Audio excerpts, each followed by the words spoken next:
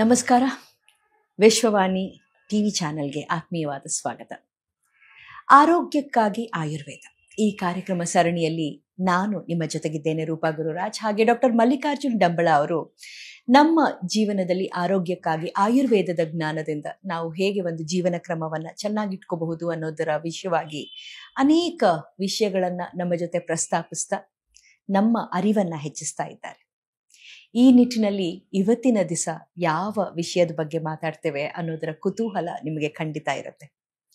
ನಾವು ಇತ್ತೀಚೆಗೆ ಅನೇಕರನ್ನ ಮಾತನಾಡಿಸಿದಾಗ ತಿಂಡಿ ಏನ್ ತಿಂದ್ರಿ ಅಂತ ಕೇಳಿದಾಗ ದೋಸೆ ತಿನ್ಲಿಲ್ಲ ಅಥವಾ ಇಡ್ಲಿ ಬೇಡ, ನಂಗೆ ಆಗಲ್ಲ, ಅವಲಕ್ಕಿ ತಿಂದ್ರೆ ನನಗೆ ಗ್ಯಾಸ್ ಆಗುತ್ತೆ, ಕಾಫಿ ಜಾಸ್ತಿ ಕುಡಿದ್ರೂ ಕೂಡ ನನಗೆ ಗ್ಯಾಸ್ಟ್ರೈಟಿಸ್ ಪ್ರಾಬ್ಲಮ್ ಇದೆ, ಊಟ ಲೇಟ್ ಆಯ್ತು, ಗ್ಯಾಸ್ ಬೇರೆ ಇದೆ, ಹೀಗಾಗಿ ನನಗೆ ತೊಂದರೆ ಆಯ್ತು ಅಂತ ಹೇಳೋರನ್ನ ಕೇಳಿದ್ದೀವಿ. ಅಥವಾ ಗ್ಯಾಸ್ಟ್ರಿಕ್ ತುಂಬಾ ಜಾಸ್ತಿ ಆಗಿ ಈ ವಾಂತಿಯ ಒಂದು ಸಿಂಪ್ಟಮ್ಸ್ ಇರುತ್ತೆ, ತಲೆನೋವು ಬಂದ್ಬಿಡತ್ತೆ, ಅವರ ಇಡೀ ದಿನ ಹಾಳಾಗತ್ತೆ. ಗ್ಯಾಸ್ಟ್ರಿಕ್ ಅನ್ನೋದು ಈಗ ಬರೀ ಒಂದು ಲಕ್ಷಣವಾಗಿ ಇಲ್ಲ, ಒಂದು ರೋಗವಾಗಿ ಜನರನ್ನ ಕಾಡೋದನ್ನ ನಾವು ಗಮನಿಸಿದ್ದೇವೆ. ಎಷ್ಟೋ ಜನರಿಗೆ ಅದು ಒಂದು ವಿಚಿತ್ರ ಸ್ಥಿತಿಯಲ್ಲಿ ಅವರನ್ನ ಇರಿಸಿರುತ್ತೆ. ಬದುಕನ್ನ ಅವರು ಸಹನೀಯವಾಗಿಸ್ಕೊಳ್ಳೋದಕ್ಕೂ ಕಷ್ಟವಾಗುವಂಥ ಪರಿಸ್ಥಿತಿಯಲ್ಲಿ ಗ್ಯಾಸ್ಟ್ರೈಟಿಸ್ ಅನ್ನುವಂಥ ಈ ರೋಗ ಲಕ್ಷಣದ ಕಾಯಿಲೆ ಅನೇಕರ ಒಂದು ನಾರ್ಮಲ್ ಜೀವನವನ್ನು ಹಾಳು ಮಾಡ್ತಾ ಇದೆ ಅಂತ ನಾನು ಅನ್ಕೋತೇನೆ. ಈ ನಿಟ್ಟಿನಲ್ಲಿ ಈ ಗ್ಯಾಸ್ಟ್ರೈಟಿಸ್ ಅಂದ್ರೆ ಏನು, ಇದನ್ನ ಹೇಗೆ ನಿಭಾಯಿಸ್ಕೋಬಹುದು, ಅಸಲಿಗೆ ಇದ್ರ ಬಗ್ಗೆ ಇಷ್ಟೊಂದು ತಲೆ ಕೆಡ್ಸ್ಕೋಬೇಕಾ, ನಾವೇ ಇದನ್ನ ನಮ್ಮ ಜೀವನದಲ್ಲಿ ಬರ್ಮಾಡ್ಕೊಂಡ್ಬಿಟ್ಟಿದ್ದೇವಾ, ಈ ಎಲ್ಲ ವಿಷಯದ ಬಗ್ಗೆ ನಮಗೆ ಒಂದಿಷ್ಟು ಮಾಹಿತಿಯನ್ನು ಕೊಡೋದಕ್ಕಾಗಿ ಡಾಕ್ಟರ್ ಮಲ್ಲಿಕಾರ್ಜುನ್ ಡಂಬಳ ಅವರು ನಮ್ಮೊಂದಿಗೆ. ನಮಸ್ಕಾರ ಡಾಕ್ಟರ್, ಆತ್ಮೀಯವಾದ ಸ್ವಾಗತ. ಒಂಚೂರು ಊಟ ಲೇಟ್ ಆದ್ರೆ ಗ್ಯಾಸ್ ಪ್ರಾಬ್ಲಮ್ ಅಂತೀವಿ, ಉದ್ದಿಂದೇನಾದ್ರು ತಿಂದ್ಬಿಟ್ರಂತೂ ನಮ್ಮ ಕತೆ ಹೇಳೋದೇ ಬೇಡ. ಪ್ರಯಾಣದ ಸಮಯದಲ್ಲಿ ಮತ್ತದೇ ತೊಂದರೆ. ಇದು ಚಿಕ್ಕ ಮಕ್ಕಳಿಂದ ಅಬಾಲ ವೃದ್ಧರವರೆಗೆ ಎಲ್ಲರನ್ನೂ ಕೂಡ ಕಾಡ್ತಾ ಇರುವಂತಹ ಒಂದು ಸಮಸ್ಯೆ. ಅಸಲಿಗೆ ಈ ಗ್ಯಾಸ್ಟ್ರೈಟಿಸ್ ಏನು? ಎರಡು ಶಬ್ದ ಇದರಲ್ಲಿ, ಗ್ಯಾಸ್ಟ್ರಿಯಂ ಐಟಿಸ್ ಅಂತ. ಗ್ಯಾಸ್ಟ್ರಿಯಂ ಅಂದ್ರೆ ಜಠರ ಅಂತ, ಐಟಿಸ್ ಅಂದ್ರೆ ಊತ ಅಂತ. ಸೊ ಐಟಿಸ್ ಎಲ್ಲಿ ಬೇಕಾದ್ರೂ ಆಗ್ಬೋದು. ಅದು ಗ್ಯಾಸ್ಟ್ರೈಟಿಸ್ ಆಗ್ಬೋದು, ಟಾನ್ಸಿಲೈಟಿಸ್ ಆಗ್ಬೋದು, ಈಸೋಫೇಸಿಟಿಸ್ ಆಗ್ಬೋದು, ಕೊಲೈಟಿಸ್ ಆಗ್ಬೋದು, ಕಂಜಂಕ್ಟಿವಿಟಿಸ್ ಕಣ್ಣಲ್ಲಿ ಆಗ್ಬೋದು, ಎಲ್ಲಿ ಬೇಕಾದ್ರೂ ಊತ ಬರ್ಬೋದು. ಸೊ ಗ್ಯಾಸ್ಟ್ರಿಯಂ ಅಲ್ಲಿ ಊತ ಇದೆ ಅಂತಂದ್ರೆ ಗ್ಯಾಸ್ಟ್ರೈಟಿಸ್, ಕರ್ಣಲ್ಲಿ ಊತ ಇದ್ರೆ ಕೊಲೈಟಿಸ್. ಸೊ ಇಲಿಯೈಟಿಸ್, ಡಿಜಿನೈಟಿಸ್, ಡಿಯೋಡಿನೈಟಿಸ್, ಸೊ ಊತ ಬಂದಿದೆ ಅಂತ ಅರ್ಥ. ಅಷ್ಟೇ ಸಿಂಪಲ್ ಅರ್ಥ ಹೇಳೋದಾದ್ರೆ ಕರುಳಿನಲ್ಲಿ ಅಥವಾ ಹೊಟ್ಟೆಯಲ್ಲಿ ಊತ ಬಂದಿದೆ ಒಳಭಾಗದಲ್ಲಿ. ಅಂದ್ರೆ ಊತ ಬಂದಿರೋದನ್ನ ಅನ್ಯಾಕೆ ಅಷ್ಟು ಕಷ್ಟಪಡ್ಬೇಕು, ಊತ ಕಮ್ಮಿ ಮಾಡಕ್ಕೆ ಏನಾದ್ರು ಮಾಡ್ಬೋದಲ್ಲ ಅಂತ. ಇಲ್ಲ, ಊತ ಬಂದ್ರೆ ಏನಾಗುತ್ತೆ ಅನ್ನೋದ್ರ ಮೇಲೆ ಹೌದು, ಅಂದ್ರೆ ಏನೆಲ್ಲ ಆಗತ್ತೆ ಕಷ್ಟಗಳು. ಊತ ಅಂದ್ರೆ ಯಾವುದೇ ಭಾಗ ಊತ ಬಂದಿದೆ ಅಂದ್ರೆ ಅಲ್ಲಿ ಅದನ್ನ ಆ ಕೆಲಸ ಮಾಡಲ್ಲ ಅದು ಅಂತ. ಕಾಲು ಊತ ಬಂದಿದೆ ಅಂದ್ರೆ ನಡೆಯೋದಕ್ಕೆ ಸಹಾಯ ಮಾಡಲ್ಲ ಅದು ಅಂತ ಅರ್ಥ. ಸೊ ತನ್ನ ಕರ್ತವ್ಯವನ್ನು ನಿರ್ವಹಿಸೋದಕ್ಕೆ ಅಡ್ಡ ಆಗಿದೆ. ಕಣ್ಣು ಊತ ಬಂತು ಅಂದ್ರೆ ಕಾಣೋದಿಲ್ಲ, ಮುಚ್ಕೋತದೆ ಅದು. ಸೊ ಕಿವಿಲಿ ಊತ ಬಂದ್ರೆ ಕೇಳಲ್ಲ. ಸೊ ಗ್ಯಾಸ್ಟ್ರಿಯಂ ಊತ ಬಂದ್ರೆ ಏನಾಯ್ತು, ಕರುಳಿಗೆ ಊತ ಬಂದ್ರೆ ಆಹಾರ ಜೀರ್ಣ ಮಾಡಲ್ಲ, ಸಿಂಪಲ್. ಸೊ ನಾವು ಊಟ ಮಾಡಿದ ತಕ್ಷಣ ಆಹಾರ ಜೀರ್ಣ ಆಗ್ತಿಲ್ಲ ಅಂದ್ರೆ ಅಲ್ಲಿ ಊತ ಬಂದಿರೋದ್ರಿಂದ ಜೀರ್ಣ ಆಗ್ತಿಲ್ಲ. ಸೊ ಹಾಗಾಗಿ ಜೀರ್ಣ ಆಗದೇ ಇದ್ರೆ ಇದನ್ನ ಕಾಲಕ್ರಮೇಣ ಗ್ಯಾಸ್ಟ್ರೈಟಿಸ್ ಬಿಟ್ಕೊಂಡ್ರೆ, ನಾನು ಇದನ್ನ ಪ್ರಾರಂಭದಲ್ಲಿ ಹೇಳ್ತಾ ಇದ್ದೆ, ಅದೊಂದು ಸಣ್ಣ ಬೆಂಕಿ ಮರಿಯೋದು, ಹಂಗೆ ಬಿಟ್ಕೊಂಡ್ರೆ ದೊಡ್ಡದಾಗಿ ಮೆತ್ಕೋತದೆ. ಸೊ ಬೆಂಕಿ ಮರಿಯೋದು ನೆಗ್ಲೆಕ್ಟ್ ಮಾಡೋಂಗಿಲ್ಲ ನೀವು ಅಂತ. ಸೊ ಯಾಕೆ ನೆಗ್ಲೆಕ್ಟ್ ಮಾಡಬಾರ್ದು ಅಂದ್ರೆ, ಗಿಡ ಚೆನ್ನಾಗಿದೆ ಅಂದ್ರೆ ಬೇರೆ ಚೆನ್ನಾಗಿದೆ ಅಂತ ಹೇಳ್ತಾನೆ ಇರ್ತೀನಿ. ನಾವು ಚೆನ್ನಾಗಿದ್ದೀವಿ ಅಂದ್ರೆ ನಮ್ಮ ಕರುಳುಗಳೇ ಬೇರುಗಳಾದ್ರಿಂದ ಕರುಳು ಚೆನ್ನಾಗಿದೆ ಅಂತ ಅರ್ಥ. ಸೊ ಕರುಳಿಗೆ ಊತ ಬಂದ್ಬಿಟ್ರೆ, ಬೇರಿಗೆ ಊತ ಬಂದ್ರೆ ಗಿಡ ಚೆನ್ನಾಗಿರೋದಕ್ಕೆ ಹೇಗೆ ಸಾಧ್ಯ? ಯಾವ ಕಾಯಿಲೆ ಬೇಕಾದ್ರೂ ಬರ್ಬೋದು. ನಾವು ಕಣ್ಣಿಗೆ ಊಟ ಬೇಕು ಅಂದ್ರೆ ಹೊಟ್ಟೆಯಿಂದನೇ ಕೊಡ್ಬೇಕು, ಮೂಗಿಗೆ ಊಟ ಬೇಕು ಅಂದ್ರೆ ಹೊಟ್ಟೆಯಿಂದನೇ ಕೊಡ್ಬೇಕು, ಕೂದಲು ಚೆನ್ನಾಗಿರ್ಬೇಕು ಅಂದ್ರೆ ಹೊಟ್ಟೆಗೆ ಕೊಡ್ಬೇಕು, ಬೇರೆ ಎಲ್ಲೂ ಕೊಡಕ್ಕಾಗಲ್ಲ. ಸೊ ಅಲ್ಲಿ ಮೂಲ ಯಾವ್ದಿದೆಯೋ, ಹೀರ್ಕೊಳ್ಳುವಂತ ಪದಾರ್ಥ ಭಾಗ ಹೇಗಿದೆಯೋ ಅದಕ್ಕೆ ಊತ ಬಂದು ಅದು ಕೆಲಸ ಮಾಡ್ತಾ ಇಲ್ಲ ಅಂದ್ರೆ ಇನ್ನು ಯಾವ ಆರ್ಗನ್ಗಳು ಕೂಡ ಸಮರ್ಪಕವೇ ಇಲ್ಲ. ಹಾಗಾಗಿ ಇದನ್ನ ನೆಗ್ಲೆಕ್ಟ್ ಮಾಡುವಂತ ವಿಷಯನೇ ಇಲ್ಲ. ಸೊ ಗ್ಯಾಸ್ಟ್ರೈಟಿಸ್ ಅಂದ್ರೆ ಸಿಂಪಲ್ ಆಗಿ ಊತ, ಕರುಳಿನ ಊತ. ಓಕೆ, ಈ ಗ್ಯಾಸ್ಟ್ರೈಟಿಸ್ ಯಾಕೆ ಬರುತ್ತೆ? ಯಾಕಂದ್ರೆ ನನಗೆ ನೆನಪಿದ್ದ ಹಾಗೆ ನನ್ನ ತಾಯಿ ಹಾಗೆ ಇನ್ನೂ ಅನೇಕರು ಇದರಿಂದ ಬಳಲಿರೋದು ನಾನು ನೋಡಿದ್ದೀನಿ. ಈ ಹುಳಿ ತೇಗು ಬರೋದು, ಅಥವಾ ಏನಾದ್ರೂ ತಿಂದ ಕೂಡಲೇ ತಲೆನೋವು ಬರೋದು, ವಾಂತಿ ಬರೋದು, ಮತ್ ಬಹಳ ಒದ್ದಾಡ್ತಾರೆ. ಈ ಉಪವಾಸ ಇದ್ದು ಈ ತರದ್ದು ಅವರಿಗೆ ಬರುವಂತ ಲಕ್ಷಣಗಳ. ಯಾಕೆ ಈ ಗ್ಯಾಸ್ಟ್ರೈಟಿಸ್ ಬರುತ್ತೆ? ನಮ್ಮ ಆಯುರ್ವೇದದಲ್ಲಿ ಆಹಾರವನ್ನ ಸಾತ್ಮ್ಯ ಆಹಾರ, ಅಸಾತ್ಮ್ಯ ಆಹಾರ ಅಂತ ಎರಡು ಭಾಗ ಮಾಡ್ತೀವಿ. ಸಾತ್ಮ್ಯ ಆಹಾರ ಅಂದ್ರೆ ಆತ್ಮಗತ ಆಗೋ ಆಹಾರ, ಆತ್ಮ ಆತ್ಮಗತ ಆಗುವಂತ ಆಹಾರ ಅಂದ್ರೆ ತಾನೇ ಪರಿವರ್ತನೆಯಾಗಿ ಆತ್ಮ ಚೈತನ್ಯವನ್ನು ಪಡ್ಕೊಳ್ಳುವಂಥದ್ದು ಅಂತ ಒಂದು. ಅಸಾತ್ಮ್ಯ ಅಂದ್ರೆ ಅದಾಗದೇ ಇರುವಂಥದ್ದು ಅಂತ, ಪರಿವರ್ತನೆಯಾಗಿ ಈ ಶರೀರವಾಗಿ ಬದಲಾವಣೆ ಆಗದೆ ಇರುವಂಥದ್ದನ್ನ ಅಸಾತ್ಮ್ಯ ಆಹಾರ ಅಂತ ಕರೆದ್ರು. ಹಂಗಾರೆ ಇದು ಇಂಥದ್ದು ಸಾತ್ಮೆ ಆಹಾರ ಅಂತ ಪಟ್ಟಿ ಕೊಟ್ಬಿಡಿ ಡಾಕ್ಟ್ರೆ, ನಾನು ಇದನ್ನೇ ಊಟ ಮಾಡ್ತೀನಿ ಅನ್ನಂಗಿಲ್ಲ. ನಿಮಗೆ ಸಾತ್ಮೆ ಆಗಿರೋದು ನನಗೆ ಸಾತ್ಮೆ ಆಗ್ಲಿಕ್ಕಿಲ್ಲ, ಅವ್ರಿಗೆ ಸಾತ್ಮೆ ಆಗಿರೋದು ಇನ್ನೊಬ್ರಿಗೆ ಸಾತ್ಮೆ ಆಗಲ್ಲ. ಸೊ ಸಾತ್ಮೆ ಆಹಾರ ಯಾವ್ದು ನಮಗೆ ಒಗ್ಗುತ್ತೋ ಅದು ನಮ್ಮ ಸಾತ್ಮೆ ಆಹಾರ, ಯಾವ್ದು ಅದು ಒಗ್ಗಲ್ವೋ ಅದು ನಮಗೆ ಅಸಾತ್ಮೆ. ಇದನ್ನ ಹೇಗೆ ಗುರುತಿಸ್ಕೋಬೇಕು ಅಂದ್ರೆ ಯಾವುದೇ ಸಿದ್ಧ ಪಟ್ಟಿ ಕೊಡೋಕ್ಕಾಗಲ್ಲ, ಅವ್ರವ್ರಿಗೆ ಇಂಡಿವಿಜುವಲ್ ಇರ್ತದೆ, ಅನುಭವದ ಆಧಾರ ಅದು ಗೊತ್ತಾಗ್ತದೆ. ಸೊ ಏನ್ ಅನುಭವ ಆಗ್ತದೆ ಅಂದ್ರೆ, ಊಟ ಮಾಡಿದಾಗ ನನಗೆ ಹೊಟ್ಟೆ 1.5 ತಾಸಲ್ಲಿ ಖಾಲಿ ಆಗಿದೆ, ಇದು ಸಾತ್ಮೆ ಅಂತ ಅರ್ಥ. ಊಟ ಮಾಡಿದಾಗ ಹೊಟ್ಟೆ ಭಾರ ಆಗ್ಬಿಡ್ತು, ಅದೊಂದು 2-3 ತಾಸಾದ್ರೂ ಹೊಟ್ಟೆ ಭಾರ ಹಂಗೇ ಇತ್ತು ಅಂದ್ರೆ ನಮಗಿದು ಒಗ್ಗಿಲ್ಲ ಈ ಆಹಾರ ಅಂತ ಬಿಟ್ಬಿಡ್ಬೇಕು. ಇದನ್ನ ಅಲರ್ಜಿ ತರ ಟ್ರೀಟ್ ಮಾಡ್ಬೇಕು. ಸೊ ಕರಳಿಗೆ ಅಲರ್ಜಿ ಬಂದ್ರೆ ರಿಜೆಕ್ಟ್ ಮಾಡಾಗ್ತದೆ. ಸೊ ಈ ಅಲರ್ಜಿ ತರ ಈ ಮಾತ್ರೆ ಈ ಆಹಾರಗಳನ್ನ ಬಿಟ್ಬಿಡ್ಬೇಕು. ಎಷ್ಟು ದಿನ ಬಿಡಬೇಕು, ಹೇಗೆ ಬಿಡಬೇಕು ಅದನ್ನ ನೋಡ್ತಾನೆ ಆಮೇಲೆ. ಸೊ ಸಿಂಪಲ್ ಆಗಿ ಅದನ್ನ ಯಾಕೆ ಬರ್ತದೆ ಅಂದ್ರೆ ಅಸಾತ್ಮ್ಯವಾದ ಆಹಾರದಿಂದ ಬರ್ತದೆ. ಯಾವ್ದು ಅಸಾತ್ಮ್ಯ ಯಾವ್ದು ಅಸಾತ್ಮ್ಯ ಅಲ್ಲ ಅಂತ ಅವ್ರವರೇ ಗುರುತಿಸ್ಕೋಬೇಕು. ನಾನು ಯಾಕೆ ಇಡ್ಲಿ ಪಡ್ಡು ಚಿತ್ರಾನ್ನ ದೋಸೆ ಅಂತ ಹೇಳ್ತೀನಿ ಅಂದ್ರೆ, ಇದು ಯಾರಿಗೂ ಸಾತ್ಮ್ಯ ಆಗಲ್ಲ. ಯಾರು ತಿಂದ್ರು ಇದು ಹೊಟ್ಟೆ ಭಾರ ಮಾಡ್ತದೆ, ಜೀರ್ಣ ಮಾಡೋದಕ್ಕೆ ತುಂಬಾ ಸಮಯ ತಗೊಳ್ತದೆ. ಸೊ 1.5 ತಾಸಿನ ಮೇಲೇನೂ ಹೊಟ್ಟೆ ಭಾರ ಇದೆ ಅಂತಾದ್ರೆ ಆ ಆಹಾರಗಳೆಲ್ಲವೂ ಅಸಾತ್ಮ್ಯ. ಅಸಾತ್ಮ್ಯ ಆಹಾರನ 8 ದಿನ ತಿಂದ್ರೆ ಗ್ಯಾಸ್ಟ್ರೈಟಿಸ್ ಬಂದೇ ಬರ್ತದೆ. ಖಾರ ಹೆಚ್ಚು ತಿಂದ್ರೂ ಕೂಡ ಗ್ಯಾಸ್ಟ್ರೈಟಿಸ್ ಬರುತ್ತೆ ಅನ್ನುವಂತ ಒಂದು ನಂಬಿಕೆ ಇದೆ, ಹೌದಾ? ನಂಬಿಕೆನ ಸತ್ಯ ಅದು. ಆದ್ರೆ ಖಾರ ಯಾವ್ದು ಹೆಚ್ಚು ಅಂತ ಗೊತ್ತಿಲ್ಲ. ಈ ಖಾರ ಹೆಚ್ಚು ಈ ಖಾರ ಹೆಚ್ಚು ಅಂತ ಪ್ರಶ್ನೆನೇ ಇಲ್ಲ. ಸೊ ಖಾರ ಹೆಚ್ಚು ಯಾರಿಗೆ? ನನಗೆ ಖಾರ ನಾನು ಯೂಶುವಲಿ ಖಾರ ಬಹಳ ತಿನ್ನಲ್ಲ, ಬಾಲ್ಯದಿಂದನು. ನಮ್ಮ ತಂಗಿ ಬಾಲ್ಯದಿಂದನೇ ಖಾರ ತಿಂತಾ ಇದ್ಲು, ಒಂದೇ ತಾಯಿ ಮಕ್ಕಳು, ಚೆನ್ನಾಗಿ ಖಾರ ತಿಂತಿದ್ರು. ಇವತ್ತು ಆ ಖಾರ ತಿಂತಾಳೆ, ನಾನು ಖಾರ ತಿನ್ನಲ್ಲ. ಸೊ ಈ ಪ್ರಕೃತಿಗೆ ಖಾರ ಒಗ್ಗಿ ಬರಲ್ಲ. ಒತ್ತಾಯ ಮಾಡಿ ನಾನು ತಿನ್ನಕ್ ಹೋದ್ರೆ ಸ್ವಲ್ಪ ಹೆಚ್ಚು ಖಾರ ಮಾಡ್ಕೊಂಡ್ರೆ ಗ್ಯಾಸ್ಟ್ರೈಟಿಸ್ ನನಗೆ ಆಗುತ್ತೆ, ನಮ್ಮ ತಂಗಿಗೆ ಅದು ಆಗೋದೇ ಇಲ್ಲ. ಸೊ ಇದು ಪ್ರಕೃತಿ ಅಂದ್ರೆ ಸಾತ್ಮೆ ಆಗಿದ್ರೆ, ಸಾತ್ಮೆ ಆಗದೇ ಇದ್ರೆ ಈ ಸಮಸ್ಯೆ ಬರುತ್ತೆ. ನನಗೆ ಖಾರ ಆಗಿ ಬರಲ್ಲ, ನಾನು ತಿನ್ಬಾರ್ದು. ಯಾರಿಗೆ ಆಗಿ ಬರ್ತದೋ ಅದನ್ನು ತಿನ್ಬಹುದು. ಆದ್ರೆ ಖಾರ ಎಷ್ಟು ತಿನ್ಬೇಕು ಅನ್ನೋದು ಲಿಮಿಟ್ ಇರ್ತದೆ. ಸೊ ಖಾರ ತಿನ್ನೋರಿಗೆ ಹೆಚ್ಚು ಆಗುತ್ತೆ, ಅದು ಸಾಮಾನ್ಯ. ಯಾಕಂದ್ರೆ ಮನುಷ್ಯ ತಿನ್ಬೇಕಾಗಿರುವಂಥದ್ದು ಮಧುರ ಆಹಾರ, ಖಾರದ ಆಹಾರ ಅಲ್ಲ. ಉಪ್ಪು ಹುಳಿ ಖಾರ ಇವನ್ನ ಖರ್ಚು ಮಾಡುವಂಥದ್ದನ್ನ, ಅಂದ್ರೆ ಎನರ್ಜಿನ ಖರ್ಚು ಮಾಡುವಂಥ ಆಹಾರಗಳಿವು. ಇದನ್ನ ತಿನ್ಬಾರ್ದು. ಅಂದ್ರೆ ಪೂರ್ಣ ಮಾಡುವಂಥದ್ದನ್ನು ತಿನ್ಬೇಕು. ಪೂರ್ಣ ಮಾಡೋಕ್ಕಿರುವಂಥದ್ದು ಮಧುರ ರಸ. ಮಧುರ ರಸ ಅಂದ ತಕ್ಷಣ ಬೆಲ್ಲ ಸಕ್ಕರೆ ಅಲ್ಲ, ಅಕ್ಕಿ ಕೂಡ ಮಧುರ ರಸನೆ, ರೊಟ್ಟಿ ಕೂಡ ಮಧುರ ರಸನೆ, ಜೋಳ ಕೂಡ, ರಾಗಿ ಕೂಡ ಮಧುರ ರಸನೆ. ಮಧುರ ರಸ ಅಂದ್ರೆ ಬಾಯಲ್ಲಿ ಇಟ್ಕೊಂಡ್ರೆ ಡಿಸ್ಕಂಫರ್ಟ್ ಮಾಡಬಾರ್ದು, ಅದು ಮಧುರ ರಸ. ಉಪ್ಪನ್ನ ಬಾಯಲ್ಲಿ ಇಟ್ಕೊಂಡ್ರೆ ಡಿಸ್ಕಂಫರ್ಟ್ ಆಗುತ್ತೆ, ಖಾರ ಬಾಯಲ್ಲಿ ಇಟ್ಕೊಂಡ್ರೆ. ಸೊ ಮಧುರ ರಸ ಬಾಯಲ್ಲಿ ಇಟ್ಕೊಂಡ್ರೆ ಡಿಸ್ಕಂಫರ್ಟ್ ಆಗಲ್ವಾ, ಅದು ಮಧುರ ರಸ. ಅದು ಹೊಟ್ಟೆಗೂ ಡಿಸ್ಕಂಫರ್ಟ್ ಮಾಡಲ್ಲ. ಸೊ ಮಧುರ ರಸ ಪ್ರಧಾನವಾಗಿ ಪ್ರತಿಯೊಬ್ಬರು ಊಟ ಮಾಡಬೇಕು, ಶರೀರ ಇರೋದೇ ಅದರಿಂದ. ಖಾರ ತಿನ್ಬೇಕು, ಎಷ್ಟು ತಿನ್ಬೇಕೋ ಅಷ್ಟು ತಿನ್ಬೇಕು. ಕೆಲವರು ಜಾಸ್ತಿ, ಕೆಲವರು ಕಮ್ಮಿ. ಅತಿಯಾಗಿ ಖಾರ ತಿಂದ್ರೆ ಗ್ಯಾಸ್ಟ್ರೈಟಿಸ್ ಬೇರೆ ತರ ಬರ್ತದೆ. ಈಗೇನು ಊತ ಹೇಗಿರ್ತದೆ ಅಂದ್ರೆ, ಅಲ್ಲಿ ಭಾಗವನ್ನು ಸುಟ್ಟು ಹಾಕಿಬಿಡ್ತದೆ. ಈ ಖಾರ ಸುಟ್ಟು ಹಾಕಿದ್ದಕ್ಕೆ ಇನ್ನು ಸುಡಿಸ್ಕೊಳ್ಳಲ್ಲ ನಾನು ಅಂತ ಆದ್ರೆ ಊತ ಬಂದ್ಬಿಡ್ತದೆ ಜೋರಾಗಿ. ಇನ್ನೂ ತಿಂತ ಹೋದ್ರೆ ಅಲ್ಸರ್ಸ್ ಮಾಡ್ಬಿಡ್ತದೆ, ಅದನ್ನ ಕಿತ್ತು ತೆಗೆದು ಅಲ್ಸರ್ ಮಾಡಕ್ ಸ್ಟಾರ್ಟ್ ಮಾಡ್ತೀವಿ. ಹಾಗಾಗಿ ಖಾರ ತಿನ್ನುವಂಥವ್ರಿಗೂ ಬರ್ತದೆ, ಅತಿಯಾಗಿ ಉಪ್ಪು ತಿನ್ನೋವಂಥವ್ರಿಗೂ ಬರ್ತದೆ, ಅತಿಯಾಗಿ ಹುಳಿ ತಿನ್ನೋರ್ವರೆಗೂ ಬರ್ತದೆ. ಇವನ್ನ ಬಹಳ ಅಂದ್ರೆ ಪುಸ್ತಕ ಓದಿ ಮಾಡುವಂಥ ವಿಷಯನೇ ಅಲ್ಲ. ಅದಕ್ಕೆ ನಾವು ಹೇಳ್ತೀವಿ ನೀವೇ ಅಡುಗೆ ಮಾಡ್ಕೊಳ್ಳಿ ಅಂತ. ನಾವು ಅಡುಗೆ ಮಾಡ್ಕೊಂಡಾಗ ನನಗೊಂದು ಸ್ವಲ್ಪ ಉಪ್ಪು ಜಾಸ್ತಿ ಬೇಕು ಅಂತ ಅನ್ಸುತ್ತೆ, ಇನ್ಯಾರಿಗೋ ಸ್ವಲ್ಪ ಉಪ್ಪು ಕಮ್ಮಿ ಬೇಕು ಅಂತ ಅನ್ಸುತ್ತೆ, ಇನ್ಯಾರಿಗೋ ಹುಳಿ ಜಾಸ್ತಿ ಬೇಕು ಅಂತ ಅನ್ಸುತ್ತೆ. ಅವತ್ತು ಅನ್ಸುತ್ತೆ, ಮರುದಿನ ಅನ್ಸಲ್ಲ. ಹಾಗಾಗಿ ಅವರ ಆಹಾರವನ್ನು ಅವ್ರು ಮಾಡ್ಕೊಳ್ಳುವಾಗ ಏನಾಗುತ್ತೆ ಅಂದ್ರೆ, ಇದಕ್ಕೆ ಇವತ್ತೇನು ಬೇಕೋ ಅದನ್ನೇ ಮಾಡ್ಕೋತದೆ, ಇವತ್ತೊಂದು ಸ್ವಲ್ಪ ವ್ಯತ್ಯಾಸ ಮಾಡ್ಕೋತದೆ. ನಾವೀಗ ಹೆಂಗೆ ಮಾಡ್ತಿಲ್ಲ, ಸಿದ್ಧ ಎಲ್ರಿಗೂ ಒಂದೇ ರೀತಿ ಮಾಡಕ್ಕೆ ಹೋಗ್ತಾ ಇದೀವಿ. ಎಲ್ಲರೂ ಹೋಟೆಲ್ ತಿಂತೀವಿ, ಎಲ್ಲರೂ PG ತಿಂತಾ ಇದೀವಿ, ಎಲ್ಲರೂ ಒಂದೇ ರೀತಿ ಆಹಾರ ತಿಂತಾ ಇದೀವಿ. ಹೀಗಾಗಿ ಇದು ಒಬ್ರಿಗಷ್ಟೇ ಸರಿ ಆಗುತ್ತೆ, ಇನ್ನು 8 ಜನರಿಗೆ ಸರಿ ಹೋಗಲ್ಲ. ಇದು ಗ್ಯಾಸ್ಟ್ರೈಟಿಸ್ಗೆ ನಿಜವಾದ ಕಾರಣ ಇವತ್ತು. ಯಾಕಂದ್ರೆ ಹೊರಗಡೆ ತಿಂದ್ಕೊಂಡೆ ನಾವು ಹೆಚ್ಚು ಮಾಡ್ತಾ ಇದ್ದೀವಿ. ಈ ಗ್ಯಾಸ್ಟ್ರೈಟಿಸ್ ಮಾತ್ರೆಯಿಂದ ಅಥವಾ ನಾವು ಸಿರಪ್ ತಗೊಳ್ಳೋರನ್ನು ನೋಡಿದ್ದೇವೆ. ಮಾತ್ರೆ ಸಿರಪ್ಗಳು ಆ ಕ್ಷಣಕ್ಕೆ ಶಮನವಾಗುತ್ತೇನೋ ಅಂತ ನನಗನ್ಸುತ್ತೆ. ಈ ಮಾತ್ರೆ ಸಿರಪ್ಗಳಿಂದ ಗ್ಯಾಸ್ಟ್ರೈಟಿಸ್ಗೆ ಪರಿಹಾರ ಸಿಗುತ್ತಾ? ಅಸಲು ಮಾತ್ರೆಗಳಿಂದ ಗ್ಯಾಸ್ಟ್ರೈಟಿಸ್ ಬಿಡ್ಲೇಬಾರ್ದಾಗಿತ್ತು. ಅಡ್ವರ್ಟೈಸ್ ಕೊಡೋ ಲೆವೆಲ್ಗೆಲ್ಲ ಬಂದ್ಬಿಟ್ಟಿದ್ದಾರೆ. ಏನಾದ್ರು ಚಿಪ್ಪಿಸ್ತೀನಿ ಇದೊಂದು ಮಾತ್ರೆ ನನಗೆ. ಹೌದು, ಗ್ಯಾಸ್ಟ್ರೈಟಿಸ್ಗೆ ಮಾತ್ರೆನೇ ಕೊಡಬಾರ್ದು. ಗ್ಯಾಸ್ಟ್ರೈಟಿಸ್ ಇರೋದು ಒಂದೇ ಒಂದು ಪರಿಹಾರ, ಆಹಾರನ ಸರಿ ಮಾಡ್ಕೊಳ್ಳೋಂಥದ್ದು. ಇವತ್ತು ಗ್ಯಾಸ್ಟ್ರೈಟಿಸ್ ಬಂದಿದೆಯಾ, ಬಹಳ ಸರಳವಾದ ಪರಿಹಾರ ಹೇಳ್ಬಿಡ್ತೀನಿ. 1 ಲೋಟ ಅನ್ನದ ಗಂಜಿ ಕುಡೀರಿ, ಮಧ್ಯಾಹ್ನಕ್ಕೆ ಸ್ವಲ್ಪ ಅನ್ನ ಸಾಂಬಾರ್ ಅಷ್ಟೇ ಊಟ ಮಾಡಿ, ರಾತ್ರಿಗೆ ಇನ್ನೊಂದು ಲೋಟ ಗಂಜಿ ಕುಡಿದು ಮಲ್ಕೊಳ್ಳಿ. ನಾಳೆಗೆ ಏನೂ ಗ್ಯಾಸ್ಟ್ರೈಟಿಸ್ ಇರಲ್ಲ. ಎಷ್ಟಿರಲ್ಲ ಅಂದ್ರೆ, ಗ್ಯಾಸ್ಟ್ರಿಕ್ ಮಾತ್ರೆ ನುಂಗಿದ್ರೆ ಎಷ್ಟು ಪರಿಹಾರ ಆಗುತ್ತೆ ಅದು 100 ಪಟ್ಟು ರಿಲೀಫ್ ಸಿಕ್ಕಿರ್ತದೆ. ಸುಮ್ಮನೆ ಅನ್ನದ ಗಂಜಿ ಕುಡಿದು ನೋಡು, ಅದಷ್ಟು ಒಳ್ಳೆ ಔಷಧಿ ಅದಕ್ಕೆ ಗ್ಯಾಸ್ಟ್ರೈಟಿಸ್. ಅನ್ನ ಬಸ್ತು ಗಂಜಿ ತೆಗಿತೀವಲ್ಲ ಅದು ಗಂಜಿ. ಯಾಕೆ ಹಾಗೆ ಅಂದ್ರೆ, ಪಚನಕ್ಕೆ ಹಗುರವಾದದ್ದನ್ನು ಕೊಡಿ ಅಂತ ಅಷ್ಟೇ, ಮತ್ತೇನೂ ಅಲ್ಲ. ಹಗುರವಾದದ್ದನ್ನು ಕೊಡಿ, ಸರಿ ಮಾಡ್ಕೊಂಡ್ಬಿಡ್ತದೆ.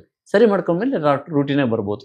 ಸೊ ಅಸಲಿಗೆ ಮಾತ್ರೆ ನುಂಗಿ ಕಮ್ಮಿ ಮಾಡ್ಕೊಂಡ್ರೆ ಏನಾಗುತ್ತೆ ಅಂದರೆ, ಬೈ ಫೋರ್ಸ್ ಅದೇನು ಲೇಯರ್ ಇದೆ, ಊದ್ಕೊಂಡಿದೆ, ಜೀರ್ಣ ಮಾಡೋ ಕೆಪಾಸಿಟಿ ಇಲ್ಲ, ನಾವು ಫೋರ್ಸ್ ಮಾಡಿ ಅದನ್ನ ಈ ಆಹಾರವನ್ನು ಒಳಗೆ ಕಳಿಸ್ತೀವಿ. ಅದು ಬೇಡ ಅಂತ ಅನ್ನೋ ಆಹಾರವನ್ನು ಹೊರಗೆ ಕಳಿಸ್ತೀವಿ. ಅಲ್ಲಿ ಫಿಲ್ಟರ್ನ ತಪ್ಪಿಸ್ಬಿಟ್ಟಿವಿ ನಾವು. ಫಿಲ್ಟರ್ ತಪ್ಪಿಸಿದ ತಕ್ಷಣ ಆಹಾರವೂ ಹೋಗ್ತದೆ, ವಿಷವೂ ಹೋಗ್ತದೆ ರಕ್ತಕ್ಕೆ, ಆ ಫಿಲ್ಟರ್ನ ಹಾಳು ಮಾಡಿದ್ರೆ. ಸೊ ಈ ವಿಷ ಹೋಗಿದ್ದೇನು ಮಾಡಬೇಕು? ಕಾಯಿಲೆನೇ ತರಬೇಕು. ಯಾವ ಕಾಯಿಲೆ ತರ್ತದೆ ಅಂತ, ಯಾವ ವಿಷ ಹೋಗಿದೆ, ಎಷ್ಟು ಪ್ರಮಾಣದಲ್ಲಿ ಹೋಗಿದೆ, ಯಾವ ಆರ್ಗನ್ ಮೇಲೆ ಪೆಟ್ಟು ಮಾಡೋದಕ್ಕೆ ಅದಕ್ಕೆ ಸಾಮರ್ಥ್ಯ ಇದೆಯೋ ಅಂತಂತ ಕಾಯಿಲೆಗಳನ್ನ ಅದು ತರ್ತಾ ಹೋಗ್ತದೆ. ಹಾಗಾಗಿ ಗ್ಯಾಸ್ಟ್ರೈಟಿಸ್ಗೆ ಮಾತ್ರೆ ನುಂಗಿ ಪರಿಹಾರ ಮಾಡ್ಕೊಳ್ಳೋದಿಲ್ಲ. 10 ದಿನ ಗ್ಯಾಸ್ಟ್ರೈಟಿಸ್ ಮಾತ್ರೆ ನುಂಗಿದ್ರೆ, ಪುಸ್ತಕದಲ್ಲಿ ಓದಿದ್ರೆ ಗೊತ್ತಾಗುತ್ತೆ, 10 ದಿನ ಗ್ಯಾಸ್ಟ್ರೈಟಿಸ್ ಮಾತ್ರೆ ನುಂಗಿದ್ರೆ ಹಿಮೋಗ್ಲೋಬಿನ್ ಕಮ್ಮಿ ಆಗಕ್ಕೆ ಸ್ಟಾರ್ಟ್ ಆಗುತ್ತೆ. ಮತ್ತೆ ರಿಪೇರಿ ಮಾಡೋಕ್ಕೆ ಬಹಳ ಕಷ್ಟ ಅಂತ 10 ದಿನ. ಸೊ ಗ್ಯಾಸ್ಟ್ರೈಟಿಸ್ ಎಷ್ಟು ಜನ ಮಾತ್ರೆ ನುಂಗ್ತಿದ್ದೆ ದಿನ? ನಿಜವಾದ ಡಾಕ್ಟ್ರು 10 ದಿನಕ್ಕಿಂತ ಹೆಚ್ಚು ಗ್ಯಾಸ್ಟ್ರಿಕ್ ಮಾತ್ರೆ ಕೊಡೋದೇ ಇಲ್ಲ. ಇದನ್ನ ಆಹಾರದಲ್ಲಿ ಸರಿ ಮಾಡ್ಕೊಳ್ಳಿ ಅಂತಾನೆ ಹೇಳ್ತಾರೆ. ಹಾಗಾಗಿ ಗ್ಯಾಸ್ಟ್ರಿಕ್ ಮಾತ್ರೆ ನುಂಗಿ ಸಪ್ರೆಸ್ ಮಾಡ್ಬೋದು, ಕಾಯಿಲೆಗಳಿಂದ ತಪ್ಪಿಸ್ಕೊಳಕ್ ಆಗಲ್ಲ. ಒಳಗಡೆ ಬೆಂಕಿ ಇದೆ, ನಾವು ಡೋರ್ ಹಾಕೊಂಬಂದ್ರೆ. ಈ ಉಪೇಕ್ಷೆ ಮಾಡಬಾರ್ದು, ನಮ್ಮ ಜೀವನ ಕ್ರಮವನ್ನು ಬದಲಾಯಿಸ್ಕೋಬೇಕು, ಆಹಾರದಲ್ಲಿ ಸರಿ ಮಾಡ್ಕೋಬೇಕು, ಇದೆಲ್ಲ ಐಡಿಯಲಿಸ್ಟಿಕ್ ಸಿಚುವೇಶನ್. ಆದ್ರೆ ನಾವೇನ್ ಮಾಡ್ತೀವಿ ಹೇಳಿ, ಇವತ್ತಿಗೆ ನಾನು ಮಾತ್ರೆ ತಗೊಂಡ್ಬಿಟ್ಟಿರ್ತೇನೆ, ನಾಳೆಯಿಂದ ಸರಿ ಮಾಡ್ಕೋತೇನೆ ಅನ್ನೋದು ಆ ಇವತ್ತು ಇನ್ನೊಂದು 10 ದಿನ ಮುಂದಕ್ಕೆ ಹೊಟ್ಟೋಗ್ಬಿಡತ್ತೆ. ಇದನ್ನ ಉಪೇಕ್ಷೆ ಮಾಡಿದಾಗ ಏನಾಗಬಹುದು ಅಂತ ನಮಗೆ ಗೊತ್ತಾದ್ರೆ ಬಹುಶಃ ನಾವ್ ಇದನ್ನ ಸೀರಿಯಸ್ ಆಗಿ ತಗೋತೀವಿ ಅಂತ ನಾನು ಅನ್ಕೋತೀನಿ. ಅವಾಗ್ಲೇ ಹೇಳಿದೆ ನಾನು, ಇದೊಂದು ಸಣ್ಣ ಬೆಂಕಿ ಮರಿ ಅಂತ. ಓಹ್, ಅನಾಹುತಗಳ ಕಾಲ ಇಂಥದ್ದು ಅಂತ ನೀವು ಗೆಸ್ ಮಾಡೋಕ್ಕೂ ಆಗಲ್ಲ. ಅದು ನಾವಿಲ್ಲಿ ಪೇಷಂಟ್ ಅಂತ ಟ್ರೀಟ್ ಮಾಡ್ತೀವಲ್ಲ, ಎಲ್ಲ ನಿಜವ್ಯಾಧಿಗಳು ಅಂದ್ರೆ ಆಕ್ಸಿಡೆಂಟ್ ಅಲ್ಲದೆ ಇರೋಂಥವು ಅಂತ. ನನಗೇನು ಗೊತ್ತಿಲ್ಲ, ಸುಮ್ಮನೆ ಆಕ್ಸಿಡೆಂಟ್ ಆದ್ರೆ ಅದು ಪಾಪ ಯಾರು ಹೊಣೆ ಅಲ್ಲ. ಅದು ಸಿಡಿಲ್ ಬಿಡಿದ್ರೆ, ಹಾವು ಕಚ್ಚಿದ್ರೆ, ಇದು ಯಾರ ಕೈಲಿ ಇಲ್ಲ, ಇದು ತಂತಾನೆ. ಅದನ್ನ ಬಿಟ್ಟು ಉಳಿದ ಎಲ್ಲಾ ಕಾಯಿಲೆಗಳು ಗ್ಯಾಸ್ಟ್ರೈಟಿಸ್ ಇಂದಾನೆ ಪ್ರಾರಂಭ ಆಗುತ್ತೆ. ಹಾಗಾದ್ರೆ ಯಾವ ಕಾಯಿಲೆ ಬರ್ತದೆ ಅನ್ನೋದಕ್ಕೆ ಪ್ರಾರಂಭ ಎಂಟ್ರಿ ಆದ ತಕ್ಷಣ ಉಳಿದಿಂದ ಎಲ್ಲಾ ಕಾಯಿಲೆಗಳು ಏನಿದಾವೋ, ರೋಗದ ಜಗತ್ತು ಅಂತ ಏನಿದೆಯೋ ಆ ಜಗತ್ತಿನ ಯಾವ ಕಾಯಿಲೆಗೂ ಕೂಡ ಇದು ಈಡಾಗುತ್ತೆ. ಗ್ಯಾಸ್ಟ್ರೈಟಿಸ್ ಅನ್ನೋದು ಈಡಾಗುತ್ತೆ. ನಮಗೆ ಆವಾಗಲೇ ಹೇಳಿದೆ, ಕಣ್ಣಿಗೆ, ಕೂದಲಿಗೆ, ಇದಕ್ಕೆಲ್ಲ ಬೇರೆ ಬೇರೆ ಏನು ಊಟ ಕೊಡಲ್ಲ, ಇಲ್ಲಿಗೆ ಕೊಡ್ತೀವಿ ಅಂತ. ಆ ಕರುಳಿನಲ್ಲಿ ಹೀರ್ಕೊಳ್ಳುವಂಥ ಭಾಗ ಇದೆಯಲ್ಲ, ಒಂದೊಂದು ಜೀವಕೋಶಕ್ಕೂ ಬೇರೆ ಬೇರೆ ಥರದ ಹೀರುವಿಕೆ ಇರ್ತದೆ. ಅಂದ್ರೆ ಪರಿವರ್ತನೆ ಆಗಿ ಈ ಜೀವಕೋಶ ಕೂದಲಿಗೆ ಹೋಗಬೇಕು, ಇದು ಕಿವಿಗೆ ಹೋಗಬೇಕು, ಇದಕ್ಕೆ ಕಾಲಿಗೆ ಹೋಗಬೇಕು, ಇದು ಕಿಡ್ನಿಗೆ ಹೋಗಬೇಕು ಅಂತ ಹೀರ್ಕೊಳ್ಳೋಕೆ ವ್ಯವಸ್ಥೆ ಇದೆ ಅಲ್ಲಿ. ಯಾವ ಭಾಗ ಕೆಟ್ಟಿದೆಯೋ, ಉದಾಹರಣೆಗೆ ಡಿಯೋಡಿನಮ್ ಪಾರ್ಟ್ ಎಕ್ಸಾಂಪಲ್ ಕೊಡ್ತಾ ಇದ್ದೀನಿ. ಡಿಯೋಡಿನಮ್ ಪಾರ್ಟಲ್ಲಿ ಏನಾದರೂ ಊತ ಬಂದ್ಬಿಟ್ಟಿತ್ತು ಅಂದ್ರೆ ಲಂಗ್ಸ್ ಹಾಳಾಗತ್ತೆ. ಲಂಗ್ಸಿನ ಜೊತೆಗೆ ಹಾರ್ಟು, ಅದು ಒಂದು ಆರ್ಗನ್. ಸೊ ಲಂಗ್ಸ್ಗೆ ಮೇಜರ್ ಪೆಟ್ಟು ಕೊಡ್ತದೆ ಯಾವುದು? ಡಿಯೋಡಿನಮಲ್ಲಿ ಗ್ಯಾಸ್ಟ್ರೈಟಿಸ್ ಅಂದ್ರೆ ಊತ ಬಂದಿದ್ರೆ. ಸೊ ಅವಾಗ ನಾವು ಅಸ್ತಮಾ ಅಂತ ಕರೆಯಕ್ಕೆ ಹೋಗ್ತೀವಿ, ಬ್ರಾಂಕೈಟಿಸ್ ಅಂತ ಕರೆಯಕ್ಕೆ ಹೋಗ್ತೀವಿ. ಅದಕ್ಕೆ ಡಿಯೋಡಿನಮನ ಅಲ್ಲಿರ್ತಕ್ಕಂಥ ಊತ ಕಮ್ಮಿ ಮಾಡೋಕ್ಕೆ ಒಂದು ಸಣ್ಣ ಮಾತ್ರೆ ಪೌಡರ್ ಕೊಡ್ತೀವಿ. ಇಮಿಡಿಯೇಟ್ ಬ್ರಾಂಕೈಟಿಸ್ ಕಮ್ಮಿ ಆಗುತ್ತೆ. ಅಂದ್ರೆ ಅಷ್ಟು ಕರುಳಿನ ಯಾವ್ಯಾವ ಭಾಗ ಹಾಳಾಗುತ್ತೋ ಆಯಾ ಭಾಗ. ಈ ಪ್ಯಾರಲೈಸಿಸ್ ಆ ಥರ, ಈ ಭಾಗದಲ್ಲಿ ಪ್ಯಾರಲೈಸಿಸ್ ಆದ್ರೆ ಈ ಕೈ ಕಾಲುಗಳು ಹೋಗ್ತದೆ, ಈ ಭಾಗಕ್ಕಾದ್ರೆ ಈ ಕಡೆ ಹೋಗ್ತದೆ, ಮುಂದೆ ಫ್ರಂಟ್ ಅಲ್ಲಾದ್ರೆ ಮಾತು ಹೋಗ್ತದೆ, ಹಿಂದ್ಗಡೆ ಆದ್ರೆ ಮೆಮೊರಿ ಹೋಗ್ತದೆ. ಸೊ ಹಿಂಗೆ ಯಾವ ಭಾಗದಲ್ಲಿ ಆಗುತ್ತೋ, ಯಾವ ಭಾಗ ನಿಯಂತ್ರಣ ಮಾಡ್ತಾ ಇದೆಯೋ ಆ ಭಾಗ ಹಾಳಾಗುತ್ತೆ ಅಂತೀವಲ್ಲ. ಹಾಗೆ ಕರುಳು, ದೊಡ್ಡ ಕರುಳಿಗೆ ಏನಾದರೂ ಗ್ಯಾಸ್ಟ್ರೈಟಿಸ್ ಆತಂದ್ರೆ ಮಾನಸಿಕವಾಗಿ ಆಂಗ್ಸೈಟಿ ಕ್ರಿಯೇಟ್ ಆಗುತ್ತೆ. ಇವತ್ತು ಹೆಚ್ಚಿನ ಜನರಿಗೆ ಅದಿದೆ, ಆಂಗ್ಸೈಟಿ ನ್ಯೂರೋಸಿಸ್ ಅಂತ ಕರಿತೀವಲ್ಲ. ಗಾಬರಿ ಆಗುತ್ತೆ, ಭಯ ಆಗುತ್ತೆ ಅಂತ, ಅದೆಲ್ಲದು ದೊಡ್ಡ ಕರುಳಿನಲ್ಲಿ ಊತ ಬಂದಿದೆ ಅಂತ ಅರ್ಥ. ಸೊ ಊತ ಎಲ್ಲಿ ಬರ್ತದೆ ಅನ್ನೋದ್ರ ಮೇಲೆ ಇಂಥದ್ದು ಕಾಯಿಲೆ ಅಂತ ಫಿಕ್ಸ್ ಆಗ್ತದೆ. ಗುದದ್ವಾರದ ಹತ್ತತ್ರ ಬಂತು ಅಂದ್ರೆ ಹಾರ್ಟ್ಗೆ ನೇರ ಸಡನ್ ಮ್ಯಾಸಿವ್ ಹಾರ್ಟ್ ಅಟ್ಯಾಕ್ಸ್ ಬರ್ತದೆ. ಅದನ್ನು ಗುದಮರ್ಮ ಅಂತ ಕರೀತಾರೆ ಆಚಾರ್ಯರು. ಅಂದ್ರೆ ಸದ್ಯೋಪ್ರಾಣಹಾರ ಮರ್ಮಗಳು ಇವೆಲ್ಲವು. ಸಡನ್ ಆಗಿ ಮ್ಯಾಸಿವ್ ಹಾರ್ಟ್ ಅಟ್ಯಾಕ್ ಇದ್ಕಿದ್ದಂಗೆ ಅಂದ್ರೆ ಗುದದ್ವಾರದಲ್ಲಿ ಪೆಟ್ಟಾಗಿರ್ತದೆ, ಅಥವಾ ಮೆದುಳಿಗೆ ರಕ್ತ ನಾಳ ಹೊಡ್ಕೊಂಡ್ಬಿಟ್ಟು ಕೋಮಕ್ಕೆ ಹೋಗುವ, ಇದು ಗುದದ್ವಾರಕ್ಕೆ ಸಂಬಂಧಪಟ್ಟಂತ. ಸೊ ಯಾವ ಆರ್ಗನ್ನಲ್ಲಿ ಎಲ್ಲಾಗಿದೆ ಅನ್ನೋದ್ರ ಮೇಲೆ ಆಯಾ ಕಾಯಿಲೆ ಬರ್ಬೋದು. ಸಿಂಪಲ್ ಹೊಟ್ಟೆಲೇ ಆಗಿದ್ರೆ ಭಾಳ ಅಂದ್ರೆ ಹೊಟ್ಟೆ ತೋರಿಸುತ್ತೆ, ವಾಂತಿ ಬರ್ತದೆ, ತಲೆನೋವು ಬರ್ತದೆ. ವಾಂತಿ ಪೂರ್ತಿ ಆದ ತಕ್ಷಣ ರಿಲೀಫ್, ಶಮನ ಆಗ್ತದೆ. ಕೆಳಗೆ ಹೋದಂಗೆ ಕಾಂಪ್ಲಿಕೇಶನ್ ಜಾಸ್ತಿ. ಮೇಲೆ ಇದ್ರೆ ಅದು ಸ್ವಲ್ಪ ಪರವಾಗಿಲ್ಲ. ಸೊ ಈಸೋಫೆಸೈಟಿಸ್ ಕೂಡ ಅದರ ಒಂದು ಭಾಗ. ಅದೇನಾದರೂ ಒಂದು ಸರಿ ದೀರ್ಘಕಾಲದಲ್ಲಿ 1 ವರ್ಷ ಅಂತ ಆಚಾರ್ಯ ಟೈಮ್ ಕೊಡ್ತಾರೆ. 1 ವರ್ಷಕ್ಕಿಂತ ಹೆಚ್ಚು ಕಾಲ ನೀವು ಕಂಟಿನ್ಯೂ ಗ್ಯಾಸ್ಟ್ರೈಟಿಸ್ ಇಟ್ಕೊಂಡ್ರೆ ಅದು ಗಡ್ಡೆಗಳಾಗೋ ಸಾಧ್ಯತೆ ಹೆಚ್ಚು ಅಂತ. ಯಾವ್ದಾದ್ರು ಗಡ್ಡೆಗಳಾದ್ರೆ ಅದು ಬೆನೇನೋ ಮೆಲಿಗ್ನೆಂಟೋ ಅನ್ನೋದ್ರ ಮೇಲೆ ಕ್ಯಾನ್ಸರ್ ಏನೋ ವ್ಯತ್ಯಾಸ ಆಗಿಬಿಡ್ತದೆ. ಹಾಗಾಗಿ 1 ವರ್ಷಕ್ಕಿಂತ ಹೆಚ್ಚು ಗ್ಯಾಸ್ಟ್ರೈಟಿಸ್ನ ಉಪೇಕ್ಷೆ ಮಾಡಿ ಮಾತ್ರೆ ನುಂಗ್ಕೊಂತ ಏನೇನೋ ಮಾಡ್ಕೊಂಡು ತಳ್ಳಬಾರ್ದು. ಮನೆಯಲ್ಲಿ ನಾವು ಈ ಗ್ಯಾಸ್ಟ್ರೈಟಿಸ್ ಅನ್ನ ಅವಾಯ್ಡ್ ಮಾಡಬೇಕು, ಅಥವಾ ಈ ಗ್ಯಾಸ್ಟ್ರೈಟಿಸ್ ಅನ್ನ ನಮ್ಮ ಜೀವನ ಕ್ರಮದಿಂದ ನಾವು ಅದನ್ನ ಪೂರ್ತಿಯಾಗಿ ನಿವಾರಿಸ್ಕೊಳ್ಬೇಕು ಅಂತಾದ್ರೆ ಯಾವ ರೀತಿಯ ಒಂದು ಜೀವನ ಕ್ರಮವನ್ನ ನಾವು ಅಳವಡಿಸ್ಕೋಬೇಕಾಗುತ್ತೆ? ಸಾಕಷ್ಟು ಆಹಾರದ ಬಗ್ಗೆ ಹೇಳ್ಬಿಟ್ಟಿದ್ದೀನಿ ನಿಮ್ಮ. ಹೌದು. ಈಗ ಅದು ಹೇಳಿ ಜನರು ಮಾಡ್ಕೊಳ್ಳೋದು ಹೇಗೆ ಅನ್ನೋದು ಗೊತ್ತಿಲ್ಲದೆ ಇರೋದಕ್ಕೆ ಕೆಫೆ ಆಯುರ್ವೇದಂ ಅಂತ ನಾವೇ ಒಂದು ಕೆಫೆ ಓಪನ್ ಮಾಡ್ಬಿಟ್ಟಿದ್ವಿ ನಮ್ಮ ಸಂಸ್ಥೆಯಿಂದನೇ. ಊಟ ಅಂದ್ರೆ ಹೆಂಗಿರ್ಬೇಕು ಅಂತ. ಇವತ್ತು ಹೋಟೆಲ್ ಊಟ ಅನಿವಾರ್ಯ ಆಗ್ಬಿಟ್ಟಿದೆ, ಹೌದಲ್ವಾ?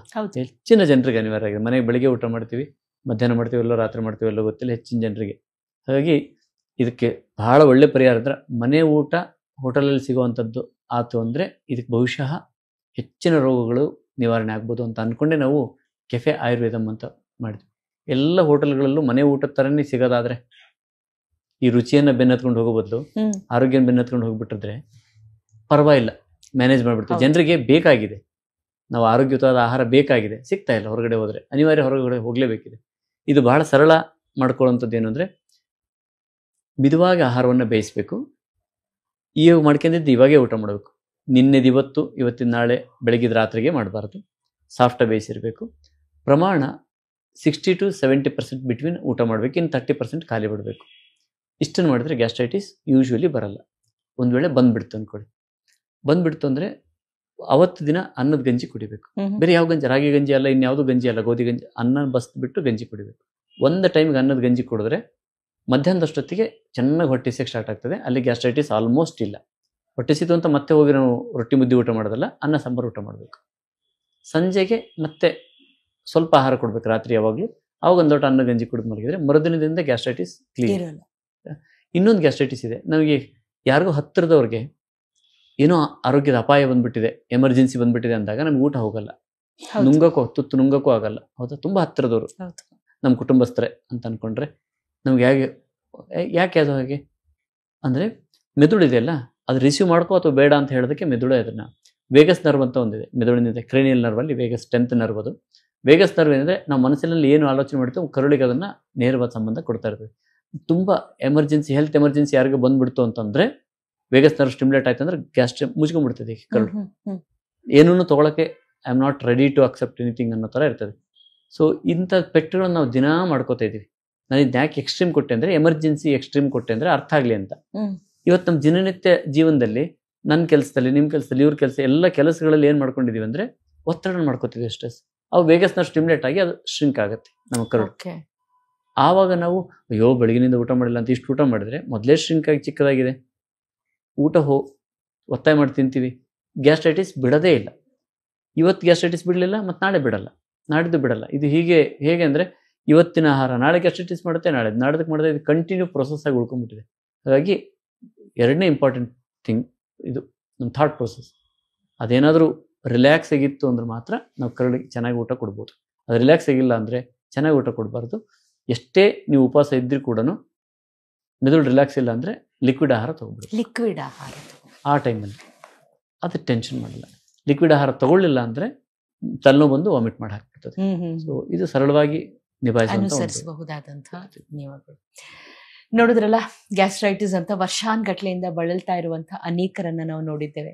ಚಿಕ್ಕ ವಯಸ್ಸಿನವರು ಕೂಡ ಈಗೀಗ ಗ್ಯಾಸ್ ಅಂತ ಹೇಳಿ ಎಷ್ಟೋ ತಮ್ಮಿಷ್ಟದ ಆಹಾರಗಳನ್ನ ಬಿಟ್ಟು ಬಿಡುವಂತಹ ಪರಿಸ್ಥಿತಿಯಲ್ಲಿ ಕೂಡ ಇರ್ತಾರೆ. ಆದ್ರೆ ಈ ಗ್ಯಾಸ್ಟ್ರೈಟಿಸ್ ಅನ್ನ ನಿಭಾಯಿಸೋದು, ಇದರಿಂದ ಹೊರಗೆ ಬರೋದು ಎಷ್ಟು ಸುಲಭ ಅಂತ ಡಾಕ್ಟರ್ ಮಲ್ಲಿಕಾರ್ಜುನ್ ಡಂಬಳ ಅವರು ಇವತ್ತು ನಮಗೆ ಈ ಸಂವಾದದಲ್ಲಿ ತಿಳಿಸ್ಕೊಟ್ರು. ಒಂದೊಳ್ಳೆ ಜೀವನ ಕ್ರಮ, ಒಳ್ಳೆಯ ಆಹಾರ, ಮತ್ತೆ ಎಲ್ಲಕ್ಕಿಂತ ಹೆಚ್ಚಾಗಿ ಆರೋಗ್ಯಯುತ ಮನಸ್ಥಿತಿ, ಇಷ್ಟನ್ನ ನಾವು ಬೆಳೆಸ್ಕೊಂಡಾಗ ಅನೇಕ ಸಮಸ್ಯೆಗಳಿಗೆ ನಮ್ಮಲ್ಲೇ ನಾವು ಪರಿಹಾರವನ್ನ ಕಂಡುಕೋಬಹುದು ಅನ್ನೋದನ್ನ ಬಹಳ ಚೆನ್ನಾಗಿ ಆಸ್ಪತ್ರೆ ರಹಿತ ಆರೋಗ್ಯಯುತ ಜೀವನದ ಒಂದು ಮಾತಿನಡಿಯಲ್ಲಿ ಡಾಕ್ಟರ್ ಮಲ್ಲಿಕಾರ್ಜುನ್ ಡಂಬಳ ಅವರು ನಮಗೆ ವ್ಯವಸ್ಥಿತವಾಗಿ ತಿಳಿಸ್ಕೊಡ್ತಾ ಇದ್ದಾರೆ. ಆಯುರ್ವೇದದ ಈ ಜ್ಞಾನ ಇನ್ನೂ ಹೆಚ್ಚು ಜನರಿಗೆ ಪಸರಿಸಲಿ ಅನ್ನುವಂಥ ನಮ್ಮ ಈ ಆಶಯ ಖಂಡಿತ ನೆರವೇರುತ್ತೆ ಅನ್ನುವಂಥ ಒಂದು ಸದಾಶಯದೊಂದಿಗೆ ಇವತ್ತಿನ ಕಾರ್ಯಕ್ರಮವನ್ನು ಮುಗಿಸ್ಕೊಡ್ತಾ ಇದ್ದೇನೆ. ಎಲ್ಲರಿಗೂ ನಮಸ್ಕಾರ.